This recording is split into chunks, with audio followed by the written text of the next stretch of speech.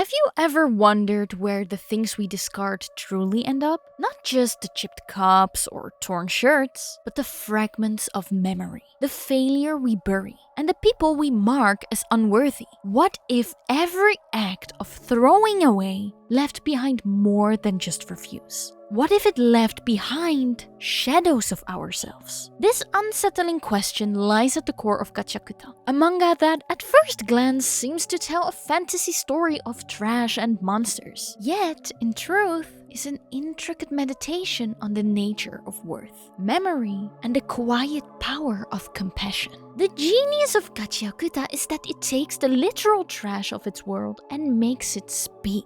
Not just through words, but through symbols, graffiti, laughter, and tragedy. It confronts us with an uncomfortable truth that societies, like people, often survive by not facing what they fear, but by to bury it under layers of silence and condemnation. And what we bury never stays buried.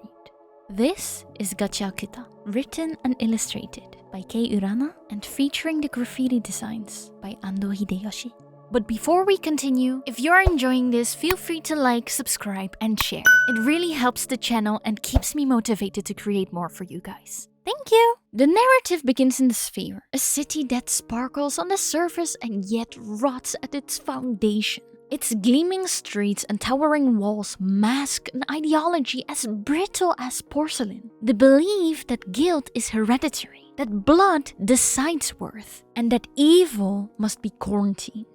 Not understood. This is simply a mirror reflecting the darkest tendencies of human society. The longing for purity, the fear of contamination, and the comfort of believing that some people are born to be discarded. But beneath the sphere lies the pit, a graveyard of everything the city rejects. But here, trash is not inert. It festers, transforms, and sometimes gains grotesque kind of life. In this chasm, the fantasy becomes deeply philosophical. It suggests that nothing we reject truly disappears. Instead, it becomes monstrous, precisely because we refuse to face it. Into this divided world steps Rudo, a protagonist whose very body carries society's condemnation. His black-stained hands, hidden beneath gloves, embody inherited guilt. A living reminder that in the sphere, you cannot wash away the sins of your ancestors. Yet, Rudo's deviance is quiet, but radical. He scavenges what others have thrown away, not just to survive, but because he senses the lingering humanity in every discarded thing. Under the care of Recto, an old man who refuses to believe anything is worthless, Rudo discovers a philosophy as revolutionary as it is simple.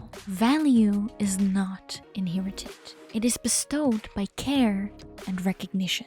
Recto's worldview is neither sentimental nor naive. It is an act of rebellion against a city that measures worth by blood.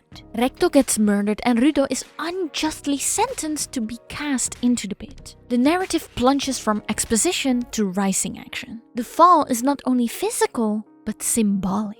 Rudo, stripped of protection and status, must confront the abyss society has created, and the abyss it has created inside him. The pit is not simply a landfill. It is a landscape of grief, anger, and memory. Here, anima, the emotional residue left in objects once cherished, can twist into monstrous forms when love turns to abandonment.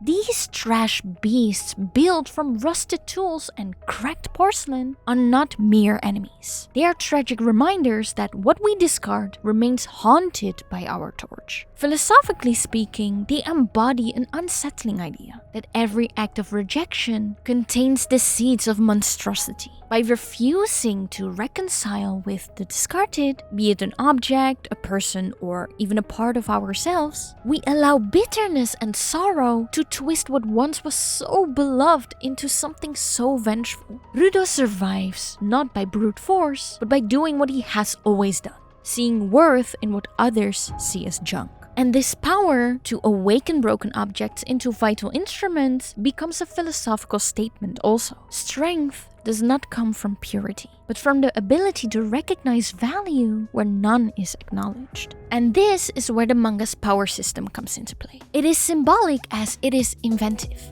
Givers forge vital instruments, only form items that hold meaning. Most givers need well-kept objects, symbols of continuity and care. But Rudo's anomaly is profound.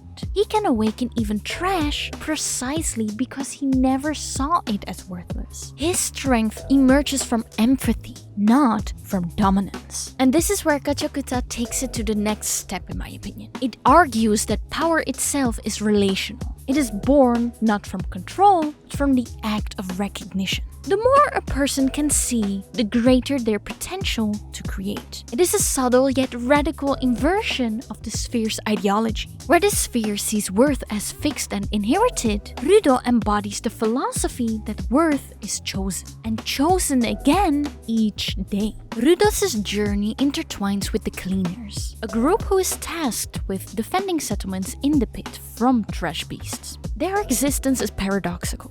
They fight what society has cast away, yet they themselves are outcasts. They do not fight for glory, but they fight to keep small communities alive. Among them, Enjin becomes a complex mentor figure. He does not promise redemption or victory, but he teaches survival. His lessons are blunt yet grounded in deep philosophy. The real enemy is not only the monsters outside, but the monsters that grief and rage can birth inside us. The struggle, Enjin insists, is to remain human in a place designed to strip humanity away. Through Enjin and the Cleaners, the narrative grapples with a philosophical tension between necessary violence and the danger of becoming what you fight. Gachiakuta resists a simplistic answer, suggesting instead that the fight for compassion is continuous, fragile, and must be chosen anew each day. And one of the most humanizing aspects in Gachiakuta is its humor. In all decay and violence, there is moments of absurdity and laughter. Rudo's stubborn arguments, teammates' quirks, small acts of teasing and care. Philosophically, these moments do more than lighten the narrative. They reveal a deeper truth. Laughter is resistance. It is proof that humanity endures even when the world insists it should not. And this reflects to me that the mangaka understands that humor is not an escape, but affirmation, as an act of rebellion against despair. The raiders, who use power for domination, present a dark reflection of Rudo and Gachiakuta. They too were cast out, but unlike Rudo, they let their pain turn into hatred. Through them, I've noticed a critical philosophical question. What do we become if we let only rage define us? The raiders are not monsters by birth, but by choice. The story illustrates the tragic power of untransformed suffering. Pain that is denied recognition festers into destruction, both of self and of others. And visually speaking, Gachiakuta speaks its philosophy through its style also. It is super expressive. The sphere's panels are so rigid, symmetrical, and pristine, a mirror of its obsession with order. But the pit is filled with broken borders, swirling graffiti, and kinetic strokes. Graffiti, which is often dismissed as vandalism, becomes a symbol of reclamation, proof that beauty and meaning can emerge even from ruin, that it is a way of self-expression, to show your identity. But if you would like me to cover this topic with Gachiakuta in another video, make sure to leave a comment, and I will make a deeper analysis on it. Coming back to the amazing and expressive art style, the monsters drawn from broken toys and rusted objects illustrate that ugliness and tragedy are not born from brokenness itself, but from abandonment. The very art of the manga thus becomes a manifesto. What society deems worthless can still speak, still move, and still matter.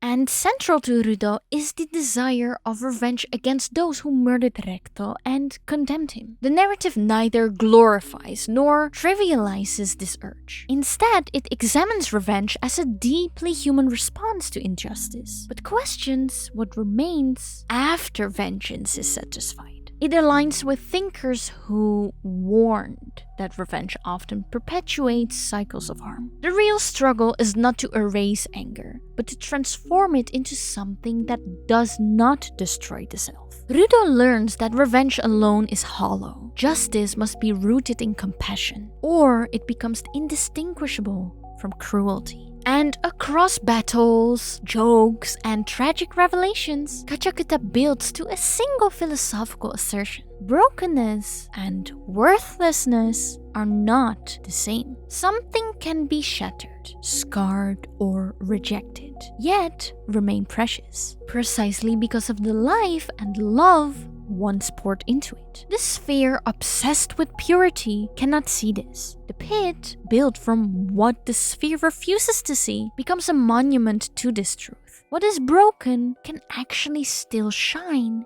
if someone dares to look. The final and perhaps most quietly radical move of Gachiakuta is to turn its gaze outward, towards us. What do we discard too quickly? The flawed parts of ourselves? Inconvenient memories? Or maybe even people we decide that are beyond saving? The manga's philosophy insists that discarding does not erase, it only hides. It suggests a humble yet revolutionary ethic: to pause before we throw away, to see, to remember, and to choose compassion, even when it seems foolish. Gachiakuta is not just about trash. Well, it is about trash, but not really. It is about the parts of the world and ourselves. That what we would rather forget, and the monsters that forgetting creates. Through Rudo's journey, the cleaner's struggle, and even the laughter echoing through ruined streets, the manga whispers a simple philosophical truth. What we choose to see is what we keep alive. Broken does not mean worthless. Memory, even when painful, is precious. And the act of recognizing worth in objects, in people, or even in ourselves is the quietest, yet most powerful rebellion against a world that insists some lives don't matter. Perhaps next time we stand over the trash bin, about to discard something once loved, we might hesitate. And in that hesitation, the tiny act of remembrance, we honor the anima that remains. And maybe join the real fight Gachiakuta dares us to wage. To see the light inside the broken, and to keep it shining. Let me know your thoughts on Gachiakuta and what you have learned from it. Or maybe other insights that you would like to share. Thank you all so much for watching, and I see you all in my next video. Bye bye!